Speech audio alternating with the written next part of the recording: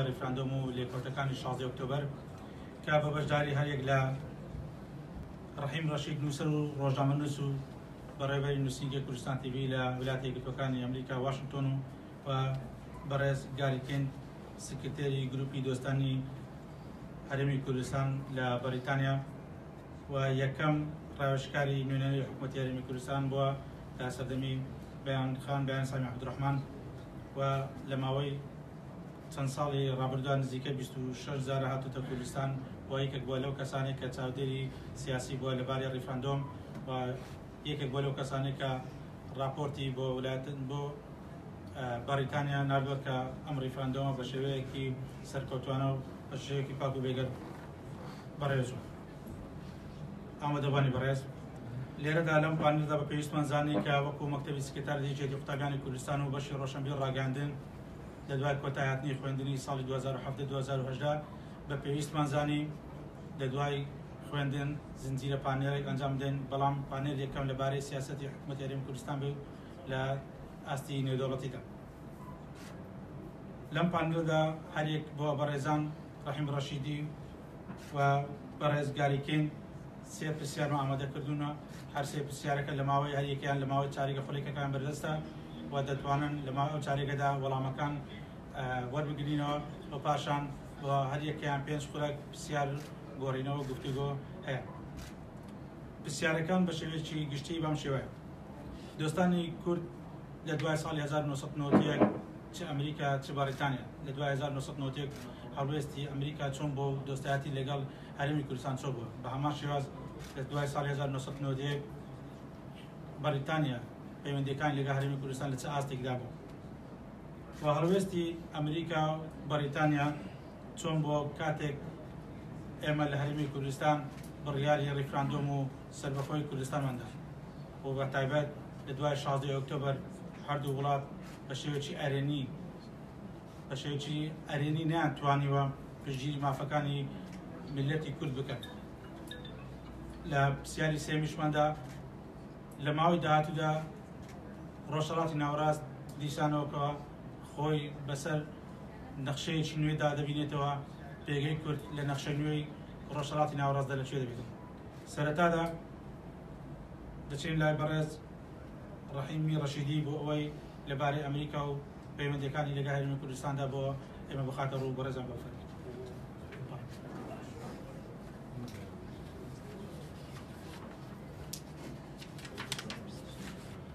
ئێوارە باش هەولێر، ئەگەر هەولێر بە قەڵا دێرینەکەیدا کە ئەمڕۆ وەکو پێگەیەکی گەورەی یونسکۆ وەکو دیاردەیەکی مێژوویی و دەستکەوتێکی مرۆڤایەتی دەناسرێتەوە لە ڕۆی دیرۆکی و لە ڕاستیدا مێژوویشەوە بە شاری هۆلاکۆ بەزێن بەناوبانگە، بەڵام لە سەدەی 21 و لە هەزارەی سێهەمیشدا هەولێر بە پردێ و بە سەردێڕی بەڵێ ئەم خۆناچەمێنین دەناسرێتەوە کە ئەگەر ئەم ئێوارە ئێمە لێرە لە دەوری یەکتر کۆبووینەتەوە لەو خاڵەوە بوونمان دەست پێ دەکا و دانیشتنمان و گوێگرتنمان لێرە بەرهەمی ئەو خەبات و قوربانیدان و خۆڕاگریە.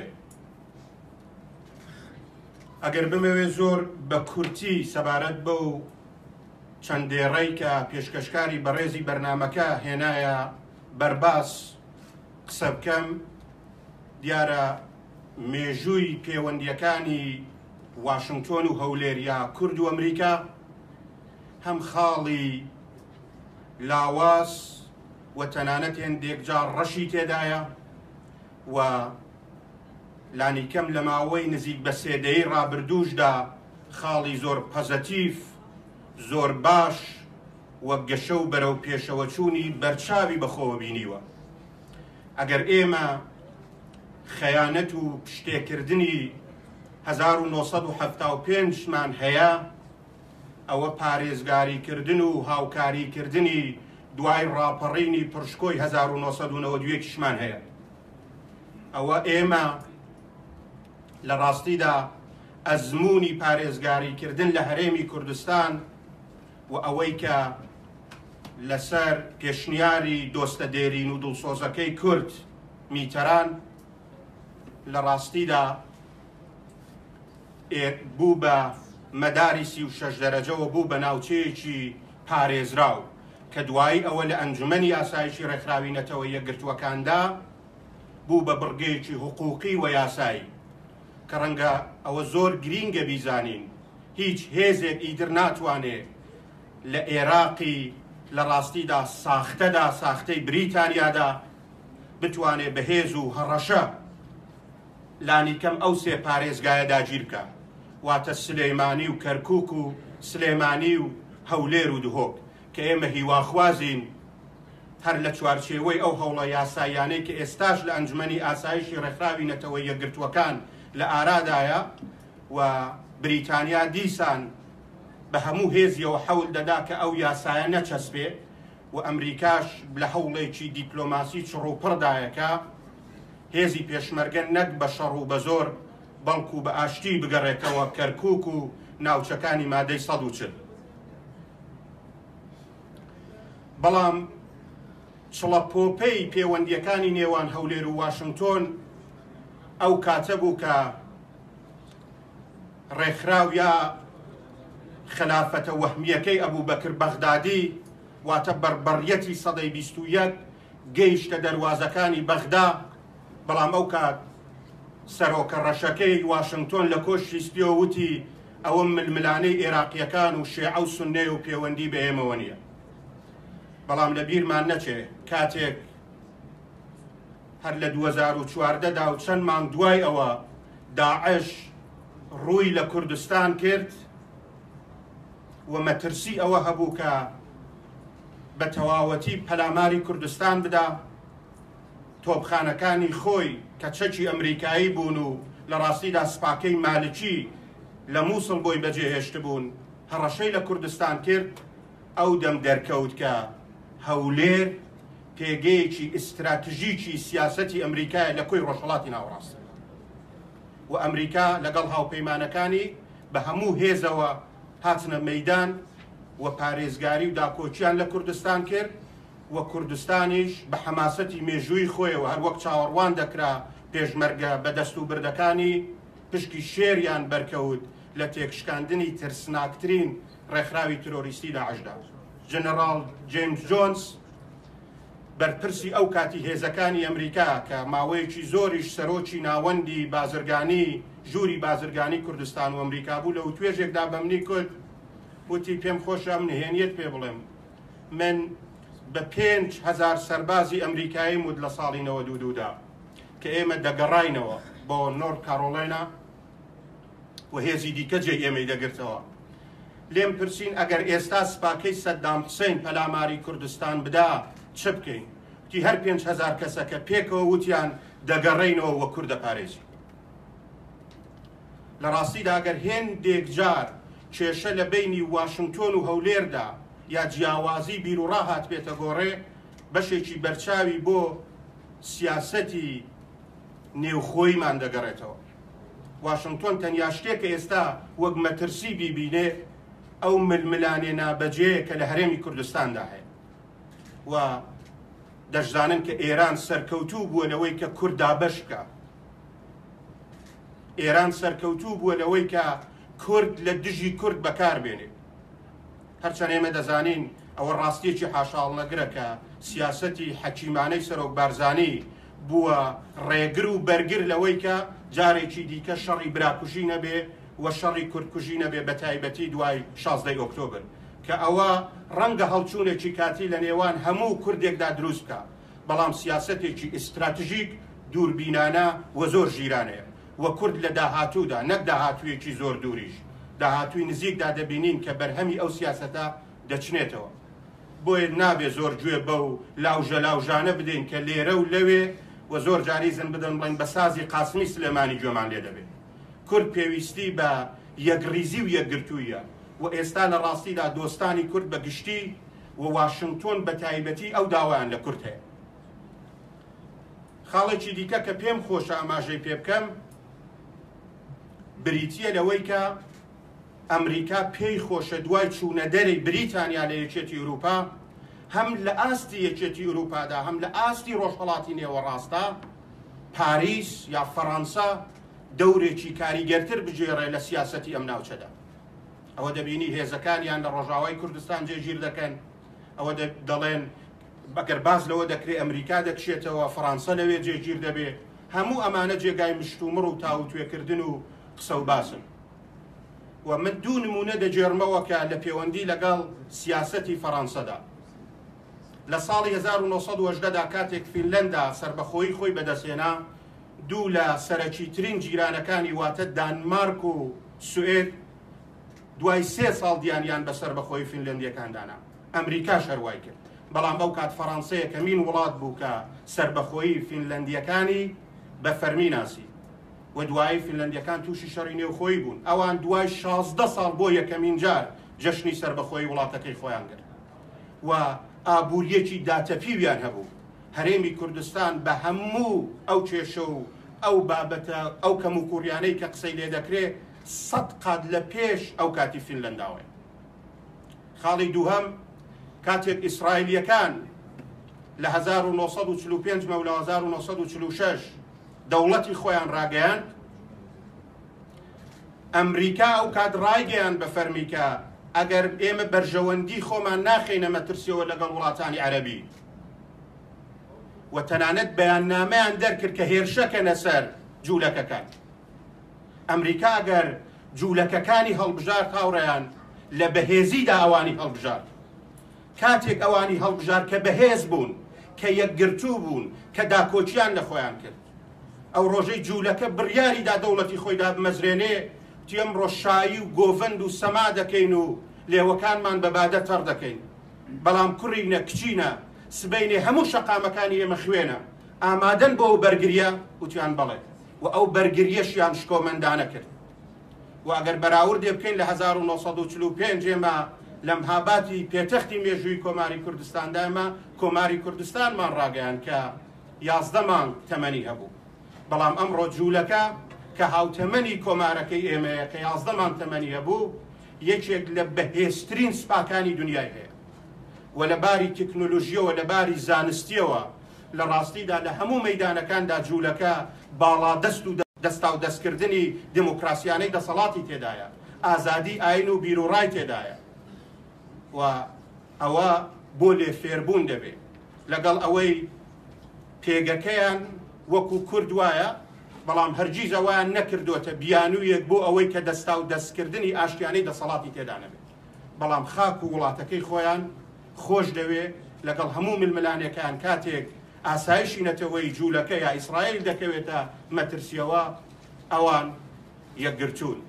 و زۆر جار کە من کەسانێکیان نەبین مەڵێ خۆزگە وڵاتانی عەرەبیە گەردەیانزانی ئێمە ئاگامان لە چییە، هەمویان بە تێکڕا 22 دەوڵەتەکەی عەرەب سوجریان بۆ دەبردین، و من پێم وایە ئەوە ڕاستە، و ئەوان بە ئەقڵ بە تەکنۆلۆژی و بە یەکگرتووی و بە زانست ئەویان کردووە کە ئەوە پێویستیەکی سەرەکیە کە ئێمە لەو کوردستانە بناخەکەی دابنین. هەروەکو ئەمریکاییەکان دەڵێن زانیاری و زانست لە ڕاستیدا سەرچاوەی هێزە. ئەوەی کە پەیوەندیەکانی کورد و واشنگتۆن بەرەو کوێ دەچێ پاش ڕووداوە تاڵەکانی 16 ئۆکتۆبەر کە داستانی قەڵای دمدممان بەبیر دێنێتەوە، و قەڵای کە خۆڕاگریەکی دلێرانە و مەردانەی کرد کە لە دەوروبەری ورمێ لە دۆڵی قاسملو هەڵکەوتووە، بەڵام خائینێک لە نێو قەڵاکە پەیدا بوو لە 1960 ئەگەر هەڵەم نەکردبێ، کە تینووی دەسەڵات بوو، دەیویست جێی خانی لە بزێرین بگرێتەوە، بە سپای دوژمنی ود، سپای دوژمن دوای دەیان پەلامار نەیتوانی زەفەر بە قەڵاکە بەرێ، بەڵام خائینێک پێی وتن کە خاڵی لاوازی قەڵاکە ئەوەیە سەرچاوەی ئاوی قەڵاکە لەکوێوە دابین دەبێت، و ئەوان بە هەزاران مەڕ و پاتاڵیان لە سەرچاوەی ئاوەکە مندار کردەوە و لەو ڕێگاوە توانیان دەست بەسەر قەڵاکەدا بگرن. دوایی خانی لە بزێڕین و هەڤاڵەکانی دەزانم چیان کرد، خۆیان کوشتووە، ژنەکان و کچەکانیان لە قەڵاکە و خۆیان هەڵدا خوارێ بۆ ئەوەی دەست سپای دوژمن نەکەون و ئەتک نەتکرد. و ئێمە لە مێژووی باکووری کوردستانیش ئەگەر نمونەیەکی ساکار بێنینەوە، حتمەر ئێوە گوێتان لە داستانی حەسەن خەیری بووە، ئەو کاتەی لە 1923 و پەیمانی لۆزان دەهاتە پێشێ لە 1920 لە پەیماننامەی سێڤێر لە بەرگەکانی 62-63دا بڕیار درابوو کە مافی کورد تا سنووری دەوڵەتی سربەخۆ جیابوونەوە بسەربێنرێت. بەڵام ئەو کاتکە ئەو بڕگە ڕوبەڕووی نوێنەرایەتی تورکیا کرایەوە، وتیان ئەگەر فریانەکەون باکووری ڕۆژهەڵات یا ڕۆژهەڵاتی تورکیا بە تەواوەتی واتە باکووری کوردستان بۆ ئێمە لە قیس دەچێت.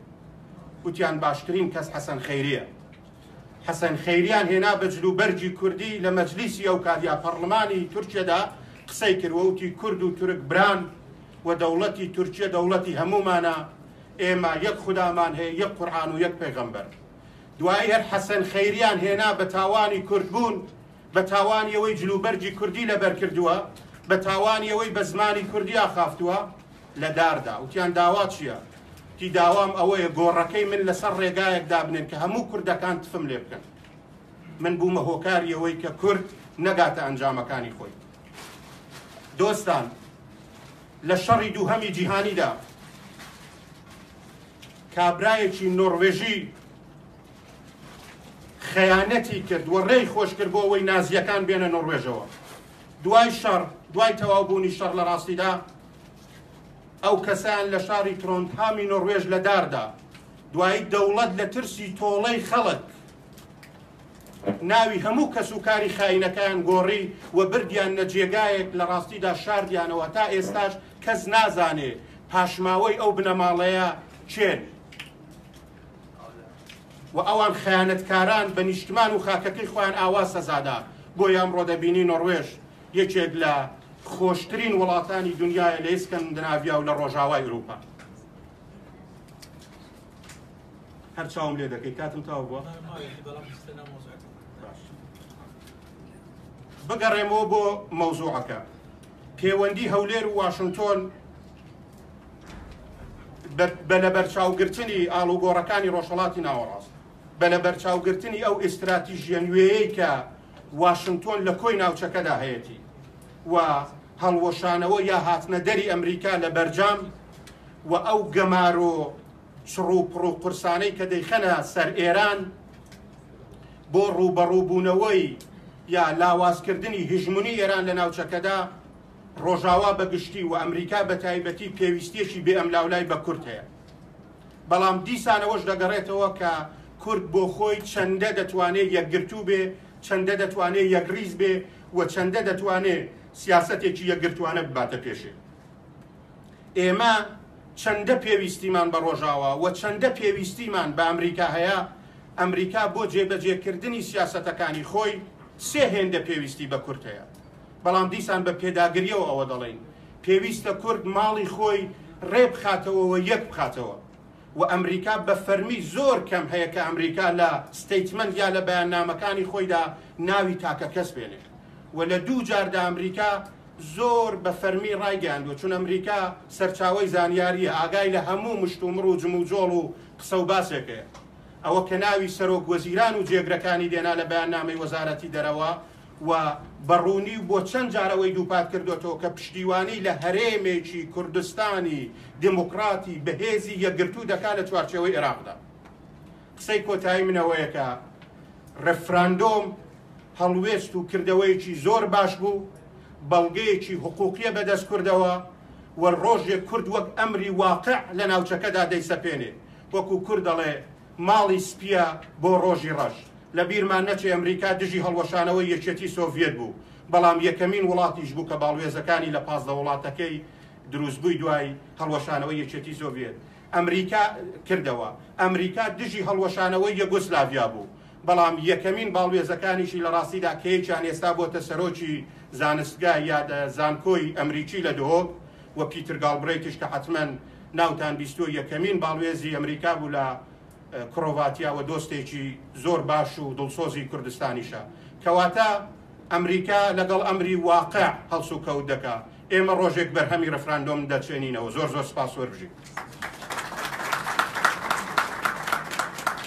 زۆر سپاس بۆ نووسەر و ڕۆژنامەنووس قسەکان خۆشبێتن و دواتر هەر کەس پێشنیارێک و پرسیارێکی دەتوانن لەلای خۆی بنووسن باش گاریکێن دەتوان پرسیارەکانی خۆتان بکەن.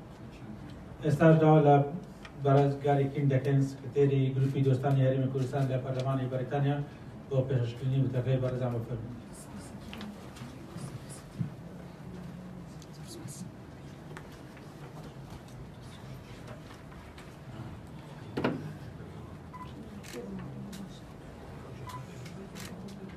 You're going to translate.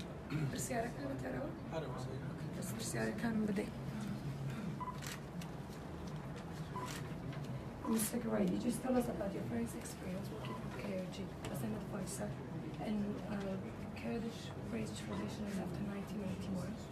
Why UK didn't support Kurdistan referendum when they were neutral during 16 October? And how do you see the future between Kurdistan and UK? Okay, I've sort of answered some of Okay. And when do you translate it? Yeah, I'll translate and you have 15 minutes. So,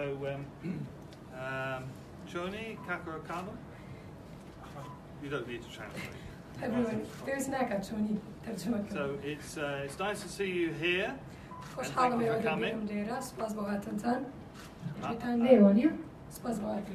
I'll say a few words about myself and about the all-party parliamentary group, Kurdistan when I first came and now.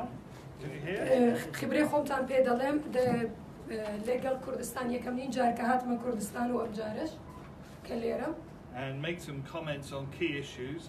وهندي كومنت لسر كيش سركيا كان باسا كان برسا سركيا كان. But I should say I speak for myself. I don't speak for the British government. بلام بيستوى بلام من قصي خومة كم أو أنا رأي خومة نقرأي حكومتي بريطانيا.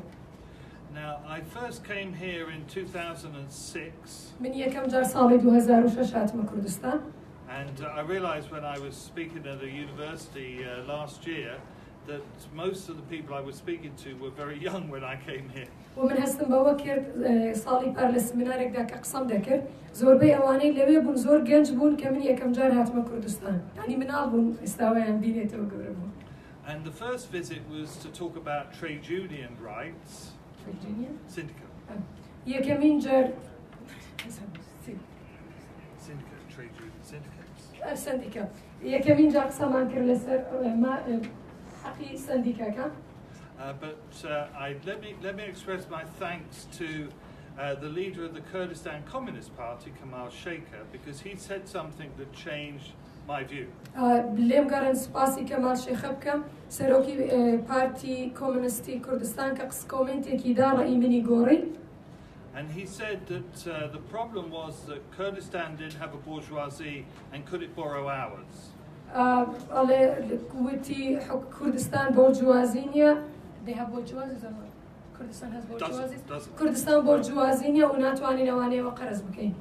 And so that's got us thinking that we were also going to start talking about trade and investment and mutually beneficial links between Kurdistan and the United States. لبي ودسمان فكر بوكسا كردن لسر بازرگاني وآلوغورو قشساندن لبي لينكي بحيث لبيني كردستان وبريطانيا.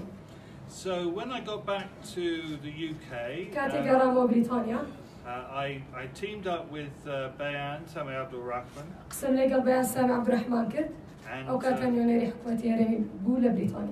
And I worked with her before she went to Washington for 10 years.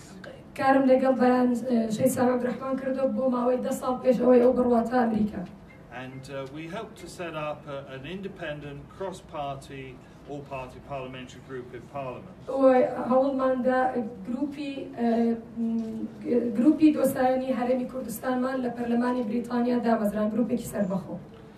The first problem in 2006-07 is that we had to literally put Kurdistan on the map. گەورەترین مشکلەمان لە ساڵی 2006-2007 ئەوە بوو کە دەبوو وشەی کوردستان لەسەر نەخشە دابنێ. I would say Kurdistan and people would say, they look puzzled and they'd say, Kyrgyzstan? Kazakhstan? They wouldn't know where it was. وکاتێ من وشەی کوردستانم لەگەڵ خەڵکییان و قرغستان، کازاخستان نەیان دەزانی کوردستان کوێ. And then I mentioned Iraq and they said, oh, be careful. دوایی من ئەوت عێراقیان و ئەوی وریابە. So it was really a question of raising basic awareness of basic facts about the Kurdistan region. سو سەرەتایەک بوو بۆ قسەکردن یان بەرزکردنەوەی ڕێی لەسەر کوردستان. And one of the first things we achieved was we persuaded, you know, Top Gear, we persuaded Top Gear to do the program on Kurdistan. Top Gear. It's, do you know Top Gear? Top Gear. Jeremy Clark's. بله. ئەڵێ یەکەم شتیش کە توانیمان بەدەستی بێنین توانیمان ئەوانوا لێ بکەین کە لە کوردستان پرۆگرامێک دامەزرێنن. And a lot of people watch Top Gear. ئەو خەڵکی زۆر سەیری Top Gear بکەن. And they concluded that Kurdistan was beautiful and safe. ئەوان بە پرۆگرامەکە باسی لەوەی کردووە بە پرۆگرامێکە باسی لەوە کردووە کە کوردستان سەلامەتە it's safe and beautiful. و جوانە سەرنجڕاکێشە و ئەمنە. And as a group, we try to focus on practical measures to advance the relationship between Kurdistan and Britain. ئێمە خۆمان ئیشمان کردووە لەسەر مێژەرەکرداریەکان بۆ بەهێزکردن یان فراوانکردنی پەیوەندیەکانی نێوان حکوومەتی هەرێم و بریتانیا. So we encouraged the first trade mission, the first official trade mission here in 2010. ئێمە هانی یەکەمین گروپی شاندی بازرگانیماندا لە 2010 کە بێنە کوردستان. And we put pressure on the government to improve the visa system. و ئێمە زەختمان خستە سەر حکوومەتی بریتانیا بۆ ئەوەی سیستەمی ڤیزا گەشە پێ بدەن. I know many are critical, but it was worse. ئەزانم زۆر ڕەخنەتان هەیە بەڵام زۆر خراپتر بوو. And then on the 25th anniversary of Anfal and Halabja, 25th, we had a special debate in the House of Commons, a major campaign with the KRG UK, and we secured official parliamentary recognition for the Anfal campaign. لە یادی 25 ساڵەی ئەنفالدا ئێمە دبیتێکمان کرد لەناو پەرلەمان بۆ قسەکردن لەسەر ئەنفال و ودان پێدانان بە جینۆسایدی کوردە. And Bayan always said that we had to come here, so we've had, I think, 15 delegations to Kurdistan in 10 years. بەیان خان هەمیشە تەکیدی لەسەرەوە دەکردەوە کە دەبێ بینە ئێرە لە ماوەی 10 ساڵدا in 10 years 15 وەفدمان هێناوەتە کوردستان. And the important thing is seeing is believing. So we've brought MPs here again and again, and they've seen for themselves how things have changed and can change. گرنگترینشە دەوەیە کە بیبین و باوەڕی پێ بکەن. ئێمە بەبەردەوام ئەندام پەرلەمانەکانمان هێناوەتە ئێرە بۆی بیبینن باوەڕیان بەوە بێ کە شت دەگۆڕدرێ دەتوانێت بگۆڕدرێ و گۆڕدراوە. So we've been to on this delegation. The MPs went back. I've stayed on a little longer. We went to Hawler, obviously, and then Suleimania, and we also went for the first time as a group to Baghdad. ئەو وەفدی ئەندام پەرلەمانانەی کە لەگەڵم بوو چەند ڕۆژ پێشتر گەڕانەوە چوارشەممەی ڕابردوو ئەوان گەڕانەوە من زیاتر لێرە ماوەوە ئەو وەفدا هاتنە هەولێر و چوونە سلێمانی و بۆ یەکەمین جاریش وەکو گروپ سەردانی بەغدامان کرد. And we produce reports, we hold debates, we talk with other groups, we have motions and questions in the Commons and meet with ministers. ئێمە راپۆرتمان نووسی دبیتمان کرد قسەمان لەگەڵ خەڵک کرد دیدار و کۆبنەوەمان کرد کۆمنتمان وەرگرت لەگەڵ وەزیرەکانمان بینی.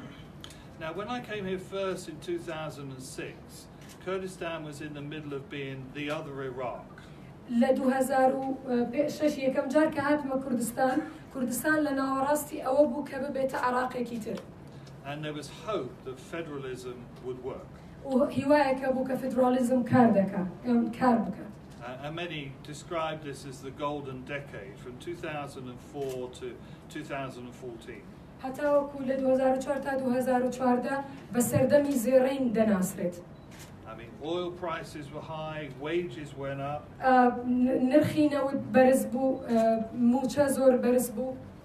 New roads, hospitals, خەسخانە و ڕێگاوبانی نوێ دروست دەکرا. But it was clear that in many respects federalism was not working. بەڵام ئەوە ڕوونە لە زۆر ڕووەوە کە فدرالیزم ئیشی نەکرد. So obviously the Article 140 was not implemented by 2007. مادەی 140 جێبەجێ نەکرا کە دەبوو تا 2007 بکرێت. And there were conflicts or near conflicts with the Iraqi army in 2008 and 2012. تقریبا نزیک بوونەوە پێکدادانی سەربازیە بوو لە 2008 و 2012. And then, of course, came 2014, and first the unilateral cut in the budget by Nouri al-Maliki. أو دواتر لسال 2014 بودجه هرمی کردستان للا نوری مالکی آوردرا. And then you know what happened that year, and we came back and we went to Kirkuk. The next year we went to Mosul. أيوة أزانم شيء رويدا دواتر مهاتين أو تشوينا كركوك دواتر تشوينا موصل صالي دوايوش. And like many people in Britain, are full of praise for the Peshmerga. من وكو زور ببريطانيا كان يتر بزور رزم هي ببشمرجة. And we visited the wounded Peshmerga at the West Erbil Emergency إما Hospital. نخوش خاني فرياكوتني روج آوا سرداني بشمرجة بريندارة كان مانكر. To pay our respects to بو their brave. رزي خوماني عم بشام بدين. And I think a lot of people, us and many people in Britain and around the world, knew that the Peshmerga had done so much to save the world from Daesh. بما بين بريطانيا ولهمو دنيا خلقي زور دزانن كبشمرجة زوري كردوا بو وجهان لداعش ببارزة. So clearly we then moved to last year and the need to Pakistan and Iraq. أو دقرنا صالي درابردو كلبين حكومة هرمي كردستان وحكومة العراق دا بيسنا ما بيوندي باشتري. We had a major debate in the House of Commons on the 4th of July, which is Independence Day. لا تشواري حوت قورتين دبيت ما نهبوا ل House of Commons دربا about Kurdistan. Yes. درباري كردستان. And we didn't think that it's for us to tell you what to do, so it wasn't a question of us saying yes or no, but what the most important thing that we expressed in that debate was that, that you have a right to self-determination and the right to hold a referendum. إما وتمانا وحكي إيمانية قبلين بالين خير، بس إما برأي خومان دربري كأو حقيقي خوتانا كتعبير كان لرأي خوتان. As you know, UK policy, official foreign policy, was different. توها متندزانا رأي حكومة وزارة خارجية رأي كارباري الدلوة جواز بولوا. And I think it was, I disagree, but it was honourable, and I don't think it had anything to do with BP. من لقل أو رأي دانيم من رأي جوازم هبو بلان بيم واهيج بيونديكي ببريتش بتروليوم موانية كومبانيا نوتي بريطانيا. I mean, essentially, the status quo powers are very nervous about new countries. دەسەڵاتەکان زۆر قەلەقن دەربارەی وڵاتی نوێ. And the world, it seemed, wasn't ready for the concept of a Kurdish state last year. دنیا ساڵی ڕابردوو حاضر نەبوو بۆ قبولکردنی دەستەواژەیەکی نوێ دەوڵەتی کوردستان. But I think the important thing is that if it wasn't ready last year, and the referendum wasn't about unilateral declaration of independence, it wasn't immediate, it was about negotiating this over a period of time. But nonetheless, many of the great powers were worried about the impact this would have on the fight against Daesh and the unravelling of borders in the Middle East. هەرچەندە ڕێفرەندۆم بۆ ئەوە نەبوو کە لەو ڕۆژەدا یەکسەر ڕێفرەندۆم دەوڵەت ڕابگەێنێ سەر بەخۆی ڕاگەیەنرێ، بەڵام زۆربەی دەسەڵاتەکانی دنیا دەوڵەتەکانی دنیا قەلەق بوون دەربارەی لێکەوتەکانی ڕێفرەندۆم لەسەر شەڕی داعش و دروستبوونی سنووری نوێ لە ڕۆژهەڵاتی ناوەڕاست. But we came to observe the referendum here in Hawler, in Kirkuk and in Suleimania. بەڵام ئێمە هاتین بۆی ببینە چاودێر بەسەر ڕێفرەندۆمەوە لە هەولێر و کەرکووک و سلێمانی. And it was a glorious day. People were happy, people were dressed in their finest clothes, dancing and music at the polling station. ڕۆژێکی زۆر خۆش بوو، خەڵک هەمووی زۆر دڵی خۆش بوو، جلوبەرگی ینی جلوبەرگی کەشخەیان لەبەرکردبوو، مۆسیقا هەبوو لەسەر جادە سەمایان دەکرد، هەڵپەرکەیان دەکرد، ڕۆژێکی زۆر ینی ئەوە خەڵک زۆر دڵی خۆش بوو. I do remember in one city the tracer bullets were going the other way, and I was quite grateful for that. What? The tracer bullets. What was that? Tracer, yeah, bullets. Oh yeah. لە شوێنێکدا لە شارێک بووم کە دەمبینی ئەبزانمەڵێ باڵۆنێکان بەلایەکتردا دەڕۆشتمە گەنگێ دەست. Because they fall down somewhere, but I wasn't there. لە شوێنێکدا کەوتن ئەوە ئاگرەکان وانە ئاگر نازانم ئاگر چی یاری ئاگرینی دەچوونە ئاسمان کەوتە خوارەوە لە شوێنێک بەزەو کاتە من لەوێ نەبوو بە کوردیش نازانم چی فێڵ. Now, some people say the referendum was a mistake. هەندێک کەس دەڵێن ڕیفراندۆم هەڵە بوو. Some people say that it was a marker for the future. هەندێک کەسی کە دەڵێن ئەوە چۆن بڵێن خاڵێک بوو بۆ مستەقبەل. And it reminds me of the Chinese Communist Party leader in the 1970s who was asked what he thought of the French Revolution. ئەوە بەبیریت دێنێتەوە سەرکردێک پارتی کۆمونیستی چینی لە ساڵی هەفتاکاندا کە باسی شۆڕشی فەڕەنسیە کرد. He said it was too soon to say. ئەیوت زۆر زووە بۆ ئەوەی بڵێن. So now it's too soon to say where this referendum will go. ئێستا زۆر زووە بۆ ئەوەی بڵێن ئەو ڕیفراندۆمە چی بەسەردێ بەرەو کوێ دەڕوا.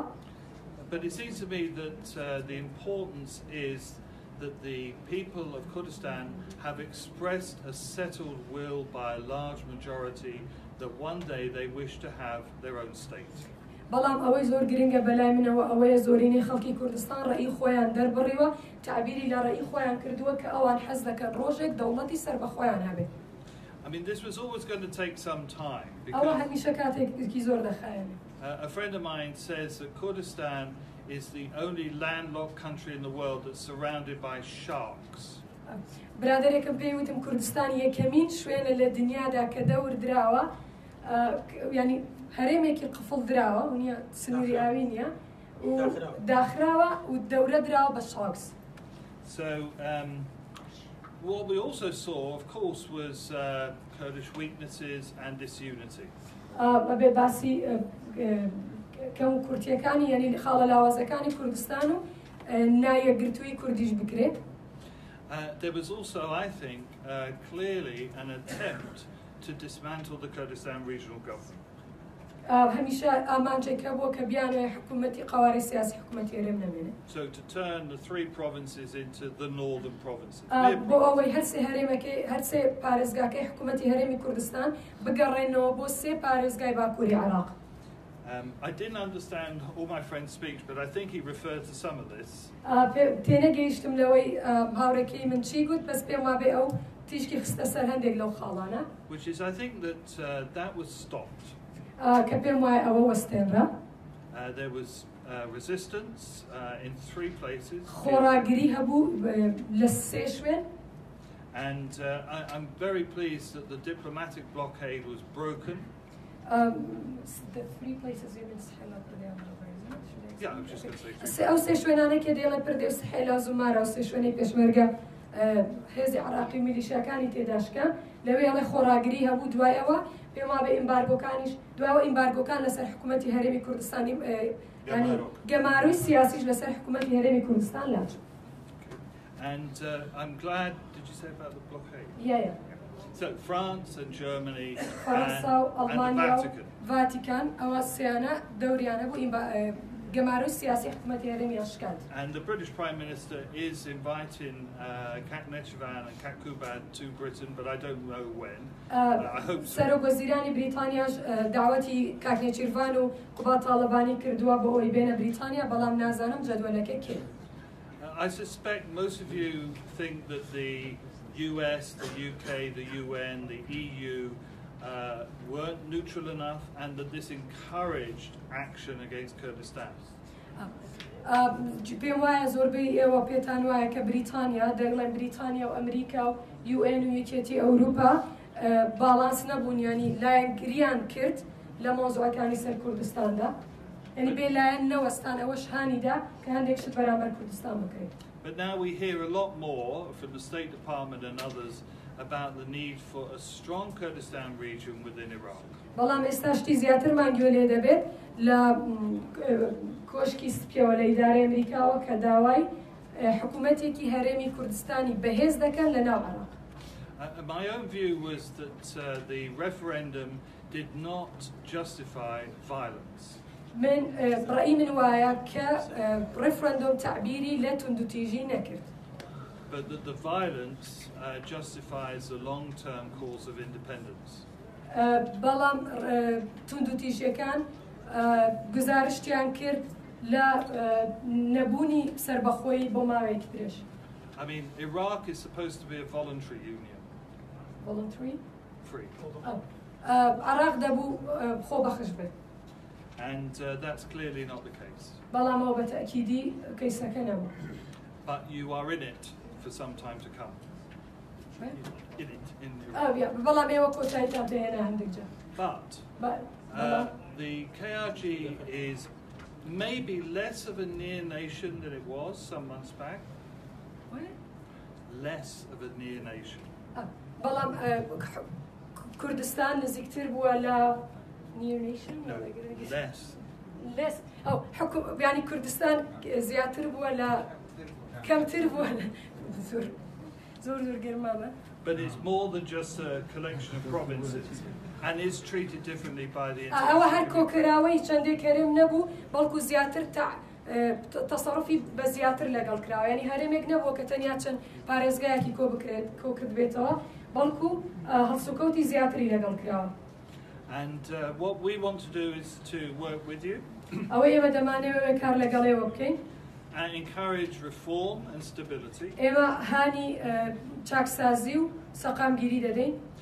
to build the capacity of your institutions,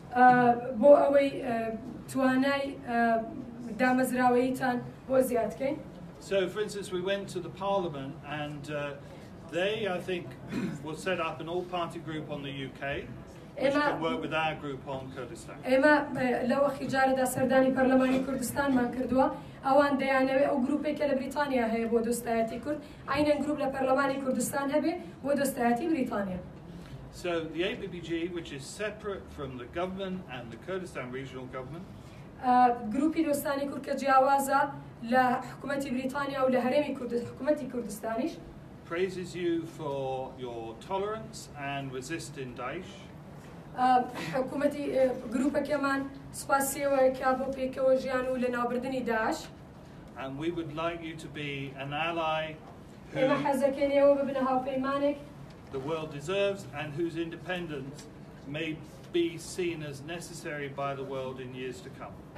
كجيهان بيوستي بيتي وسربخوي وش بشوازك كجيهان بيبينه كبيوستي كو بديبه.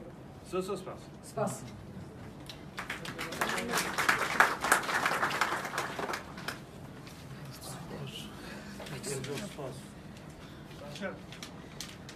زۆر سپاس بۆ هەردوو میوانی بەڕێز ڕەحیم ڕەشیدی ڕنووسەر و ڕۆژنامەنووس لە وڵاتە یەکگرتووەکانی ئەمریکا لە واشنگتن گاریکین سکرتێری دۆستانی هەرێمی کوردستان لە پەرلەمانی بەریتانیا.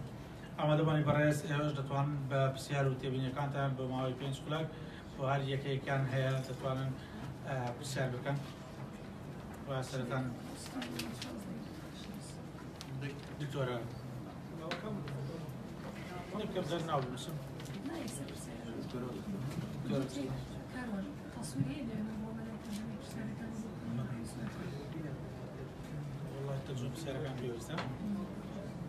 دكتورة فرمي من دستان خوش به بسیار کم با رئیس گاری کنده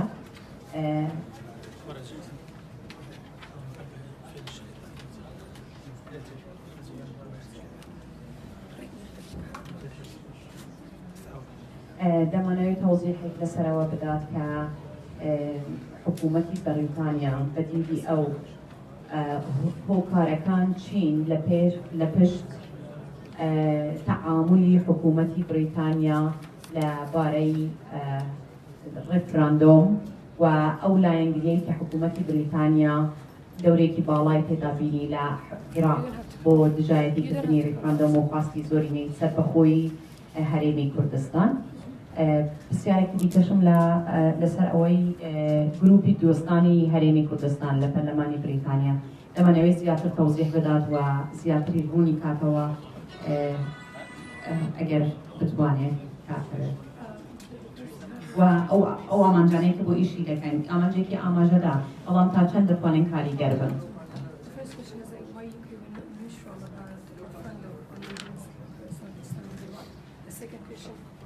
Explain more about all-party parliamentary group. What are the reasons that they work for? All-party. Oh yeah. You explain more about who are they? زور قرما بزام كسر. والله من غريب بكون بتنيج له هيك يزمنا.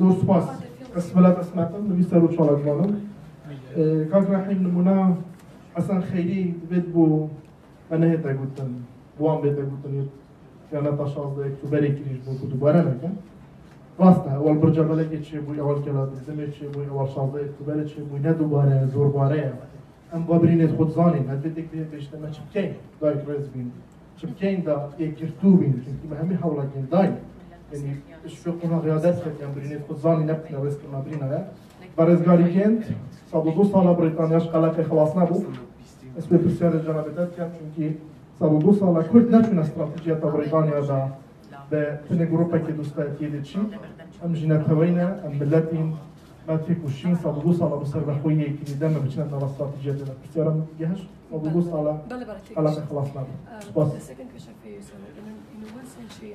when we are not in a UK strategy, there is still worry. Is it because when we are enough for Kurdistan, we are a nation, and we need much more from UK?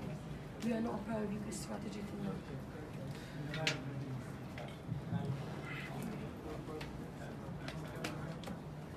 Yeah. What now? Okay. Is a job about to?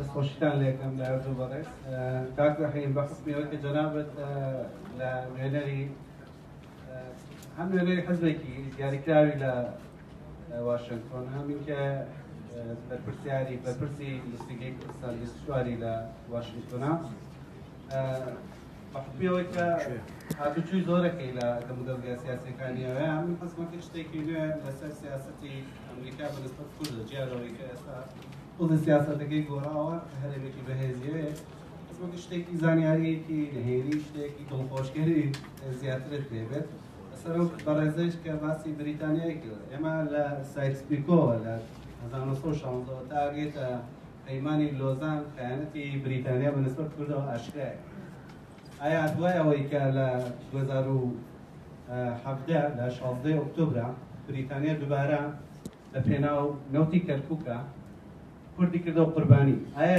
ئێوە نزیکن لە سیاسەتی بریتانیا و بەحکمەوەی کە لە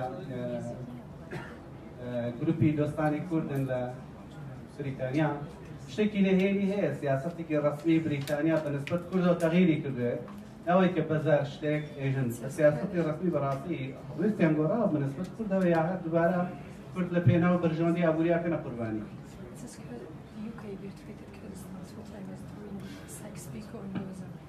And then on October 16, they did everything like the Kurdish were victims of BP. زۆر سپاس من ئیسماعیل هەنارەی پرسیارەکەم ئاراستەی بەڕێز یاریکێنتە لە سەرەتا قسەکانی بەڕێزان وتیم ئەو قسانی کە دەیکەم هەڵوێستی شەخسی خۆمە بەڵام پێمان خۆشە هەڵوێستی وڵاتەکەی بەریتانیا ڕووبداتەوە لەمەڕ سەربەخۆیی و لەمەڕ دۆزی گەلی کورد دواتر بەڕێزان باسیەوەی کرد کە وەکو کەسبکاری ئەنفال وەکو نووسەرێک لە بواری ئەنفالە باسیەوەی کرد پێمە وەکو بەریتانیا پرۆسەی ئەنفالی و پڕکردنی گەلی کوردمان بە جینۆساید ناساندووە پێمان خۆشە ئەوە بزانین کە دەبینین لە دووز و لە دوای لە ڕووداوەکانی 16 ئۆکتۆبەر لە دووز و لە ناوچەکانی کەرکووک دووبارە ئەنفالێکی تر کرایەوە ئایا هەڵوێستی ئەوان چی بوو چیان هەیە لەمەڕ برسی جینۆسایدی گەلی کورد کە خزمەت بۆ پرسە بکە لە داهاتوو لە ئێستا زۆر سپاس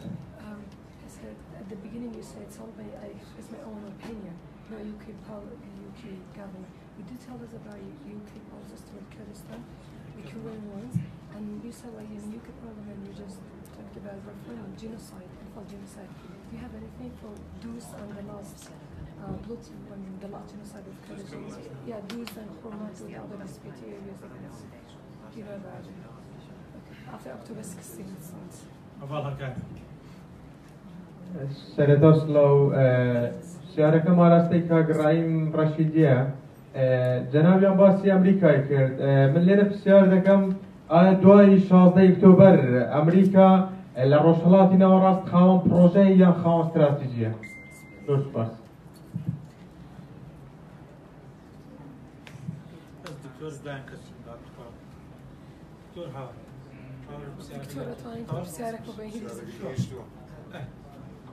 اوكي Dr. Nabas from Lebanese French University. Actually, first of all, I want to, personally, I hold UK as responsible for what happened to Kurds in the last 100 years. I lost 55 members of my family during the Iraqi regime, and I lost 2 of my cousins during the ISIS war. نەبەسەڵێ من لە 100 ساڵیان لەسەر سەدەی ڕابردوودا بریتانیا بە بەرپرسیارە زانم لەسەر هەموو ئەو شتانەی بەسەر کوردستان داهاتووە 55 کەس لە عائیلەکەم لەلایەن حکوومەتی بەعسەوە کوژراون و 2 ئامۆزام لە شەڕی داعشدا کوژراون بەڵێ شەهید کراون. And it's really difficult for me to say I'm from Iraq or I'm Iraqi. Okay, my question is, what are the involvement of UK in the 16th October conspiracy? Because what I see is British Petroleum, the day after of 16th of October, they signed contract with the Iraqi government. So don't you think it was a pre-planned contract by the UK? And it proves the involvement of UK government in the 16th of October. My second question, before 5 years, I was at UKH, I asked the Consulate General of UK in Erbil. I asked what's your view about the Kurdish independence or Kurdistan independence. What he said, I do not express myself as the UK government. I do not represent the UK government, but I represent myself. And at the beginning of your talks, you said, I do represent myself. I do not represent the UK government. So who's going to represent the UK government? You are the MP, and he was the Consul General. It was just the group. Yeah, but he's MP. He's the member of the parliament, no?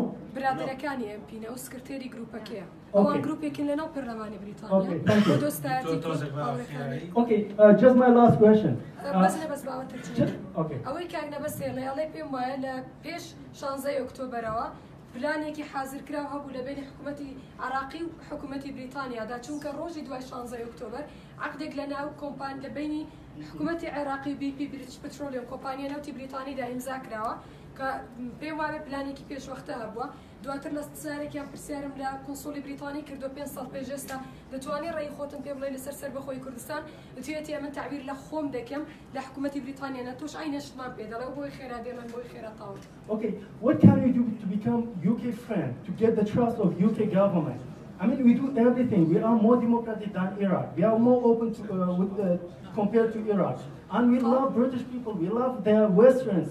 But in Iraq, they don't like you, actually. ئێمە چی بکەین بۆی ببینە دۆستی بریتانیا ئێمە خەڵکێکی کراوین بەڕاستی حەزمە بریتانیامان خۆش دەوێت بەڵام عێراق بە پێچەوانەوەی ئەوان بریتانیایان خۆش ناوێت. زۆر سپاس.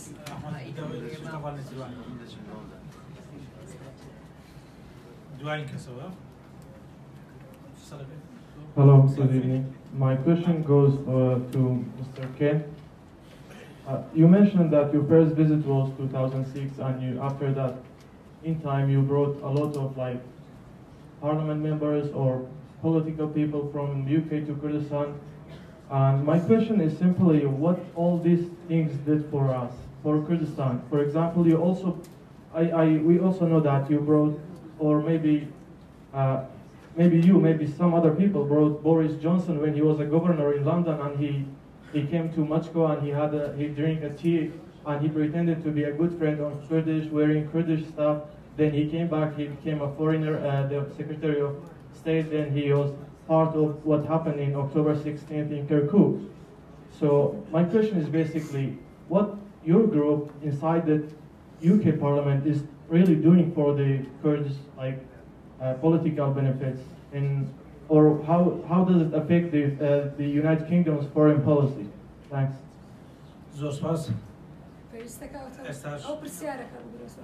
ئەو پرسیارێکی کردە لەو هەموو گروپانەی ئەو هەموو وەفدانەی تۆ هێناوەتە هەرێمی کوردستان چیان کردووە بۆ کوردستان ئەو گروپە سیاسەتمەدار و بەرپرسانەی هاتوون یەکێک لە محافظ وانە محافظی بریتانیا لەندەن محافظی لەندەن دوایە بوو بەرپرسی وەزارەتی خارجی چی کرد بۆ کوردستان داهاتە کوردستان و زۆر بەخۆی بە دۆستی کوردەزانی چای دەخواردەوە دواتر بەشێک بوو لەو پلانانەی بەسەر هەرێمی کوردستان داهاتن. زۆر سپاس هەواڵێن ئێستا کەش وەڵامەکان لایەن سەرەتا لایەن بەڕێز بکەین بەڵام دێتەوە بەڕێزان فەرمێن.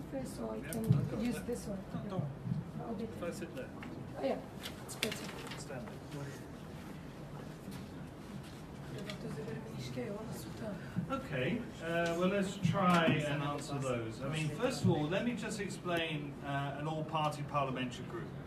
یەکەم جار با جوابی ئەو پرسیارە بدەمەوە گروپی دۆستانی هەرێمی کوردستان لە پەرلەمانی بریتانیا چییە؟ All Party Parliamentary Group equivalent to KRG. There are hundreds of these groups on domestic issues and about 100 on other countries. ئەمانە سەدەها گروپی وها هەن دەربارەی کێشەی ناوخۆیی و سەدانی واش لە سەراستی دەرەوە. Some are small, some are large. هەندێکیان بچووکن و هەندێکیان گەورەترن. We're quite active, as I say, we've had all these delegations over ئێمە a number of تقریباً years. ئەکتیڤین وەکو گوتم ئەو هەموو وەفدانەمان هێناوەتە ئێرە. And I wanted to stress, and I'll stress again, these are independent of government. We are a lobby on the government, and we encourage the KRG also to do things that we think would be better for the من جارێکی تر ئەواڵێمەوە کە ئێمە گروپێکی سەربەخۆین بەڵام ئێمە گروپێکی لۆبین بۆ سەر حکوومەتی بریتانیا و لە هەمان کاتدا یعنی لۆبیەکەم بۆ کوردستان لە هەمان کاتدا هانی حکوومەتی هەرێمی کوردستان دەدەین کە شتەکان بەباشی بکات. Now you ask about British policy. If you know, I write a column every week in Rudown. Maybe you see it every now and then. دواتر باسی هەڵوێستی حکوومەتی بریتانیا کرا من هەفتانە جارێک وتار دەنووسم کۆڵمە نووسم بۆ ڕوودا لەوانەیە هەندێکتان بینی بێتان. I've made clear that I actually disagree with the analysis and the policy, but that's my view. من بە تەواوەتی وتومە کە من دژی هەڵسەنگاندن و پۆلیسیەکانم بەڵام ئەوانە ڕێی منن. I often hear about Sykes-Picot. It's not new. من زۆر جار گوێم لە Sykes-Picot بۆ شتێکی نوێ نییە. And I've written that clearly British and French imperialism operated to benefit their own interests a century ago. ئەڵێ من چەندین جار وتومە کە Sykes-Picot قازانجی بریتانی و فەڕەنسیەکانیانی ئەوانەی تێدا بووە کە دروستیان کردووە بەڵام ئەمە ماوەیەک پێشەستە بوو. But when it came to it, sadly the Kurds were not strong enough by themselves to get what they wanted. بەڵام کوردەکان لەناو خۆیاندا ئەوەندە بە قووەتنی بۆ ئەوەی بگەن بەوەی کە دەیانەوێت. I mean, I've been in Parliament as a worker. I've been working in Parliament for 31 years. من ئیشەکەم لە پەرلەمان بۆ 31 ساڵ لە ماوەی 31 ساڵی ڕابردوودا لە پەرلەمانیشم کردووە. And in March 91, when the uprising took place, کە لە 91 راپەڕێ ڕوویدا بەس جەماعەتی دواوەیەک تۆز بێدەنگ بن زۆر وەزعەکەتان شاوەش کردووە. And you know what happened, so many people fled to the mountains. ئێوە زانن چۆن ڕوویدا خەڵکێکی زۆر ڕوویان کردە شاخەکان. And I'm really proud that public opinion was outraged at what happened to the Kurds. بەڵام زۆر خۆشحاڵم کە ڕای گشتی بەرز بووە دەربارەی ئەوەی چی بەسەر کوردەکان هات. And that this encouraged John Major to set up with others the no-fly zone and the safe haven. ڕای گشتی بوو شتێکی دروست کرد وای لە John Major کە دانیشێ لەگەڵ ئەوانی تردا و شتێ بکەم بۆ کوردستان. So this has actually put Kurdistan into British foreign policy. No-fly zone. No-fly zone yani ناوچەی دژەفڕینیان دروست کرد و کە ئەوە شتێکی زۆر باش بوو بۆ کوردستان. And I'm glad also I went to the British base Zorbash at the airport. من ڕۆشتومە بۆ بنکەی سەربازی بریتانیا لەناو مەتار. And I'm very proud that the British military has trained several thousand Peshmerga. زۆر خۆشحاڵم کە هێزەکانی بریتانیا سەدان پێشمەرگەیان ڕاهێنان پێ کردووە. And I'm very pleased that the Ministry of Defence is seeking to unify and professionalise the Peshmerga. وەزیری ناوخۆ خەریکە هەوڵ دەدا وەزارەتی پێشمەرگا ڕێک خاتەوە و یەکگرتوو بێت. I know that British expertise and services and goods are appreciated in Kurdistan. من ئەزانم کە یارمەتیەکان و خزمەتگوزاریەکانی بریتانیا بەرز نرخێنراون لە هەرێمی کوردستان. And I've stayed longer, the delegation went back last week, I've stayed longer to try and get a better sense of your needs and what we can do to fill those needs. من زیاتر مامەوە لە وەفدی پەرلەمانتاران تا چوارشەمە لێرە بوون ئەوان ڕۆشتنەوە. من زیاتر لە گروپە مامەوە بۆ ئەوەی گوێم لە ئێوە بێ بزانم چیتان پێویستە ئێمە چی بکەین بۆ ئەوەی ئەو پێداویستیانەی ئێوە پڕکەینەوە. But let's be absolutely honest with each other and very بەڵام بە clear. ڕاست بین لەگەڵ یەکتریدا زۆر ڕوون بین. Backbench MPs and all party parliamentary groups do not determine policy, we seek to influence it. ئێمە تعبیر لە سیاسەت ناکەین گروپێکەمان بەڵکو ئێمە ئامانجمانە تەئسیر لەسەری دروستکەین. And we've had some successes. ئێمە هەندێک سەرکەوتنمان هەبووە. I was very pleased, for instance, that the influential Foreign Affairs Committee of the House of Commons من گروپی کاروباری دەرەوە لەناو پەرلەمان they produced a report. We suggested that they should look at the whole UK-Kurdistan relationship. ئێمە پێشنیارمان کرد کە پێداچوونەوە بکەم بە هەموو پەیوەندیەکانی نێوان حکوومەتی بریتانیا و هەرێمی کوردستان و ئەوان راپۆرتێکیان نووسی. And that report from a very influential committee was sympathetic in the medium term to the possibility of Kurdish independence. وإما تأكيد ما لو كردوا يعني برسي دولة كردستان يا سربخوي كردستاني تدابه. So look, I'm saying that there are differences of opinion within the UK Parliament. من أول رأي جواسي لنا برلمان بريطانيا دا. But I think that although I've disagreed with ministers and others, I don't think they're dishonourable. من نار يعني الرئيم نارازيم يعني رئيمي وكو أو عند وزير كاني ترنيا وزير كانيا. And I've written in Rudal that BP does not buy British policy. ومن لروداء ومن السيوة ككومباني جروبي كومبانيا نوتي بريطاني سياسة بريطانيا ناكرة. And within the next few weeks, there'll be a report of our delegation and what we want to do to encourage better, stronger Kurdistan region and better relations between the UK and the Kurdistan region for the benefit of the Kurdistan region. إما وفد كمان رابورتك دنوسيل سرعوا وإما أواش نوسين شيء بيوستا بو أوي حكومتك بهذه سخامجيري باشتر هبت ولا باره بيوندي كان حكومتي رم بريطانيا. And what sort of reform you need, because you know what's wrong with Kurdistan. It's too reliant on oil, too reliant on the state. There's not enough private sector. Those sorts of things. ولسر ريفورميش كي ودا زانن زور بيش با دولة بستراوا يعني برايفت سيكتور زور هال ندراوا و بيش زور يعني خلق زور معاش وردقري زور بي كرتي قشتينا.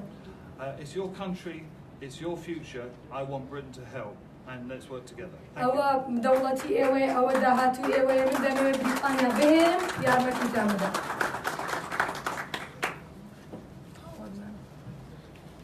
زۆر سپاس بۆ بەڕێزکاریکەین ستاش داوا لە بەڕێز ڕەشیدەکان بە ماسی خولەت ئەوەڵام جاگاتەوە و پاشان بەڕێستێک کۆتایی بە پانێلەمان دەبین بە زۆر سپاس.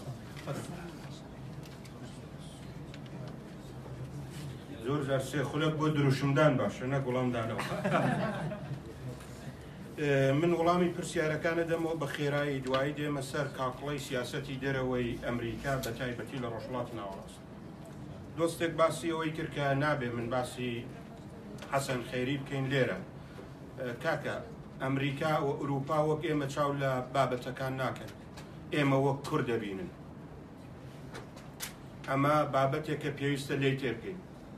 لای ئەوان هەولێر و سلێمانی و دهۆک شاری کوردین و خەڵکی کوردی تێدا دەژین. بۆیە بە بیرهێنانەوەی ئەوانە بۆ خۆمان و باسکردنی بەردەوامی لە ناو خۆماندا زۆر باشە. من تەنیا ئاماژەیەکی کورد بکەم دیسان لە نۆڕوێژ ساڵی 1930 حیزبی یەکێتی نەتەوەی فاشیست دامەزراوە لە نۆڕوێژ. لە 1940 ئەو حیزبە بە قازانجی ئەڵمانیەکان و نازیزمی ئەڵمانیا کودتای کرد و لە 1942 تا 45 بۆ ماوەی 3 ساڵ دەسەڵاتی دەوڵەتی بەدەسەوە بوو. دوای شەڕ حیزبەکەیان هەڵوەشانەوە کە 50,000 ئەندامی هەبوو و کویسلینگ ئەو کەسە بوو کە دایمەزران ئیعدامیان کرد و ئێستا پیسترین جنێو لە تەواوی نۆڕوێژدا بۆ ئاگاداریتان ئەو وشەیە. ئەگەر کەسێک بێ بێڕێزی بە کەسێبکە ناوی ئەو پیاوە دێن و ئەگەر تۆ دیاردەی خیانەت ئێمە واقی زەونمان کرد لە ناو خۆماندا نەوێرین خیانەت بکەین. دەزانن ئاوڕان لە نێو ئەمریکیەکاندا شتێکی زۆر گرینگکەیە.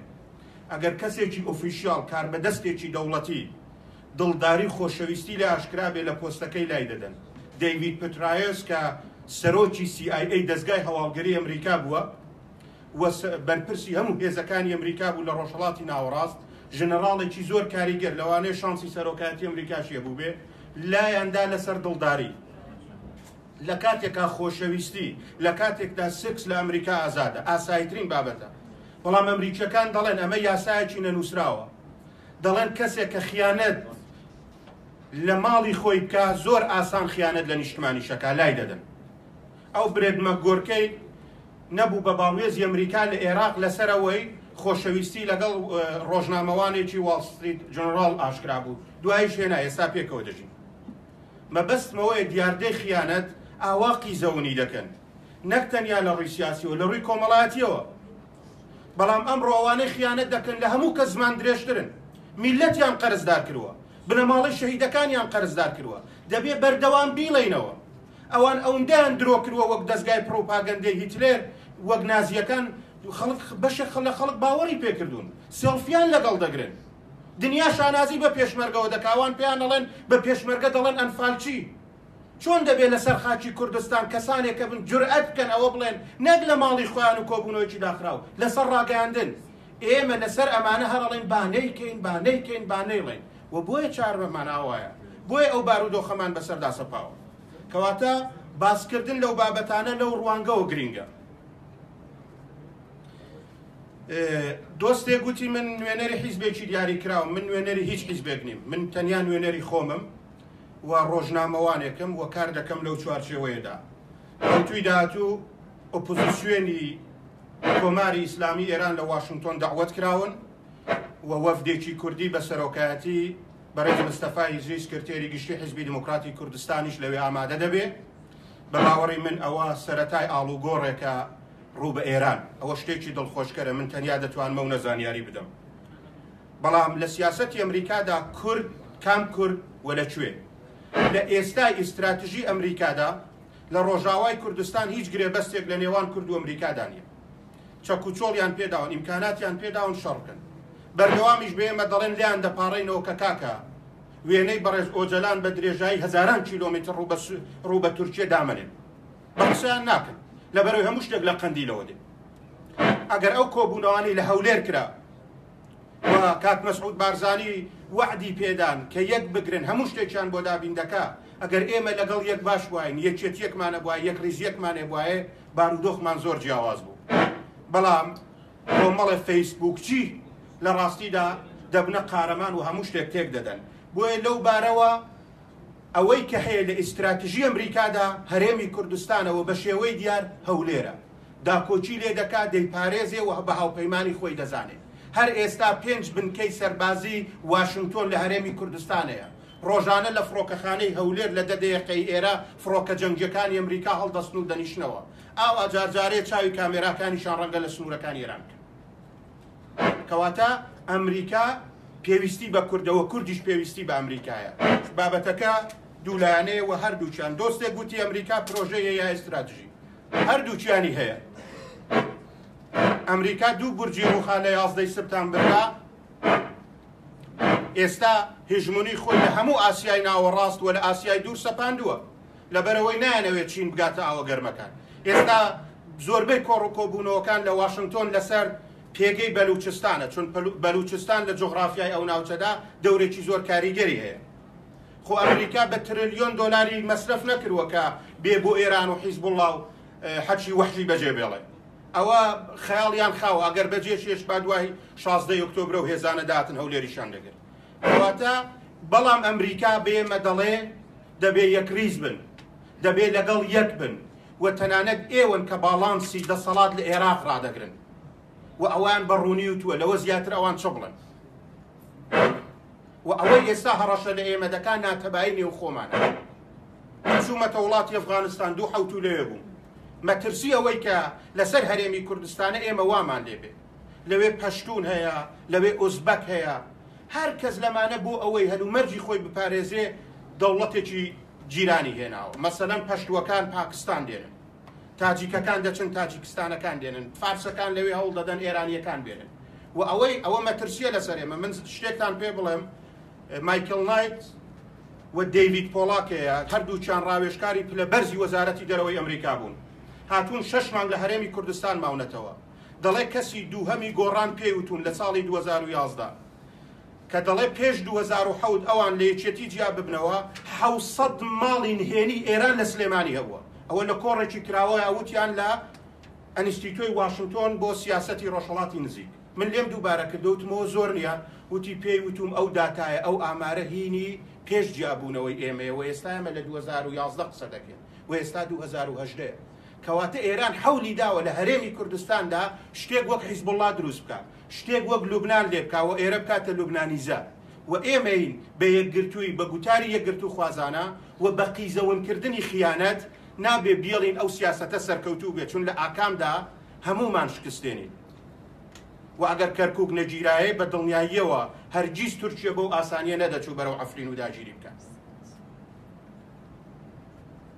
کاکە جیاوازی هەیە لە نێوان سیاسەتی ئەمریکادا لە نێوان تاکەکانی ئەمریکادا فۆرن پاڵەسی یا سیاسەتی دەرەوەی ئەمریکا لە ئێستادایەکی لەو کێشانەی کە بە بەردەوامی لە واشنگتۆنیش قسەی لەسەر دەکرێت زۆر ڕوون نییە بە پلەی یەکەم ئێمە خۆمان گرنگین خۆ ئەمریکا داوای لە ئێمە نەکرد ڕاپەڕین بکەین خۆ ئەمریکا داوای لە ئێمە نەکرد پەرلەمانی کوردستاندا بمەزرێنین خۆ ئەمریکا لەگەڵ ئەوە نەبوو ئێمە فدرالیزم بچەسپێنین ئێمە گرنگین خۆمان و چیاکانی کوردستان گرنگین بە پلەی یەکەم و نوێنەری سەرۆکی ئەمریکا لە پرێس کۆنفرانس لە کۆنگرەی ڕۆژنامەوانی وەزارەتی دەرێدا برێت مەگۆر کە هەم نوێنەری سەرۆک ئۆباما بوو نوێنەری سەرۆک ترامپیشە بۆ هاوپەیمانی جیهانی بۆ تێکشاندنی داعش وتی ئەگەر کورد یەک ڕیز بن هیچ هێزێک ناتوانێت بیان شکێنێ ئەوەتان گوێ لێ بۆی ترەوە نوێنەری گەورەترین و بەهێزترین و باڵادەسترین دەوڵەتی دنیا لە هەموو ڕوویەکەوە ئەوە دەڵێت و ئەوە حقیقەتێکە ئێمە دەبێ بیر لەو یەک ڕیزیە بکەینەوە سیاسەتی ئەمریکا لە ئێستادا ڕوو بە دنیای دەرەوە زۆر ڕوون نییە ئێستا دەیانێ فوکوس و قورسایی سیاسەت و ڕوانگەی دەرەوەی واشنگتۆن لەسەر کۆریایە وەک سەرۆک ئۆباما لەسەر بەرنامەی ناوەکی ئێران بوو بەڵام ترامپ بەوەی دڕانی دیلەی هاتە دەرێر وەکو بەڵێنی دابوو لە کێبەرچەی هەڵبژاردننی 2016دا ئەوەی ترامپ پیاوێکی ڕازگۆیە هەموو ئەو وعد و بەڵێنانەی لە کێبەرچەی هەڵبژاردننادا بووی ئەوە یەک بە یەک جێبەجێ دەکات بۆیە ئێمە نابێت تا سەر بە تەمای ئەمریکا بین پێش هەموو شتێک دەبێت بە تەمای خۆمان بین ئەگەر ئێمە یەکگرتوو بین یەک ڕیز بین ئەمریکاش بەرژەوەندی لەگەڵ ئێمە یەک دەگرێتەوە و ئەمریکا دەیهەوێ هێزە ناوچەیەکان بۆ ئاگاداریتان ڕۆڵی کاریگەریانە بێ ئەگەر لەگەڵ ئێران شەڕ ببێ من لە وەزیری جەنگم پرسیوە ڕووبەڕۆ بەرپرسم لەو قسەی خۆشم وتومەکەی لە ئێران دەدەن بە پێکەنینەوەتی چێ پارەکەی دەدا ئەوە ئێستا ئەمارات ڕەنگە بیدا سعودیە بیدا و سەرۆکە گەنجەکەی سعودیەش کە ئێمەش پێویستیمان بۆ ئازایەتیە ڕوبەڕووی گەندەڵی ببینەوە ڕوبەڕووی نادادپەروەری کۆمەڵایەتی ببینەوە ئەمریکا داکۆچی لەوانە دەکات داکۆچی لە هەموو ئەو سیاسیانە دەکات لە هەرێمی کوردستان کە ڕوبەڕووی ئەو دیاردانە ببنەوە بەڵام بە دڵنیاییەوە دیسان پێتان دەڵێم کورد و ئەمریکا هاوپەیمانن پەیوەندی واشنگتۆن و هەولێر بە لە بەرچاوگرتنی ئیستراتیژی نوێی ئەمریکا تونند و تۆڵتر دەبێت لە ناوچەکەدا زۆر سپاس